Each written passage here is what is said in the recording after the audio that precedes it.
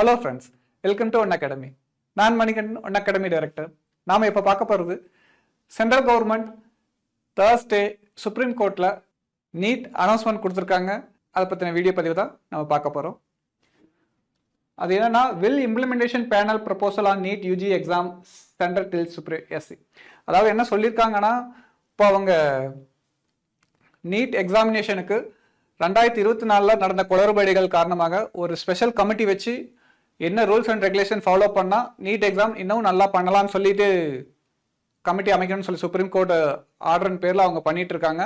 இப்போ அந்த கமிட்டி கொடுத்துருக்க எல்லா ரூல்ஸ் அண்ட் ரெகுலேஷனும் இவங்க இம்ப்ளிமெண்ட் பண்ண போகிறேன்னு கிளியராக சொல்லியிருக்காங்க.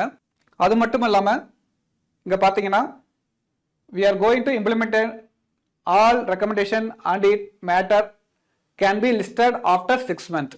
அதாவது அவங்க கிளியரான ஸ்டேட்மெண்ட் என்னன்னா, இப்போ எல்லா அந்த கமிட்டி லிஸ்ட் அவுட் பண்ணியிருக்கிற எல்லா ரூல்ஸ் அண்ட் ரெகுலேஷன்ஸும் எல்லா சிக்னிஃபிகன்ஸும் ஓகேங்களா, இதெல்லாம் ஸ்டெப் பை ஸ்டெப்பாக எல்லாமே 6 months ஆஃப்டர் எல்லாமே கம்ப்ளீட்டாக இம்ப்ளிமெண்டேஷன் பண்ணிடுவேன் அப்படின்னு சொல்லி கிளியராக ஸ்டேட்மெண்ட் கொடுத்துருக்காங்க.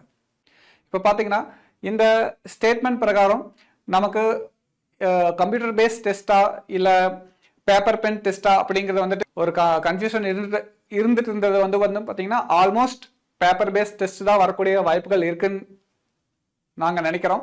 ஸோ அது என்னவா இருக்குன்னு ஃபைனல் நோட்டிஃபிகேஷன் வந்தால் மட்டும்தான் அது கன்ஃபர்மேஷன் நமக்கு தெரியும். அது வரைக்கும் அடுத்த நோட்டிஃபிகேஷன் கிடைக்கிற வரைக்கும் நம்ம காத்திருக்கணும். அந்த இன்ஃபர்மேஷன் கிடைச்ச உடனே உங்களுக்கு நாங்கள் வீடியோ பதிவில் அதை இன்ஃபர்மேஷன் ஷேர் பண்ணுறோம். நீங்கள் தொடர்ந்து ஒன் அகாடமி யூடியூப் சேனல் பார்த்துட்டு வாங்க. உங்களுக்கான இன்ஃபர்மேஷன் கிடைச்சிக்கிட்டே இருக்கும். தேங்க்யூ.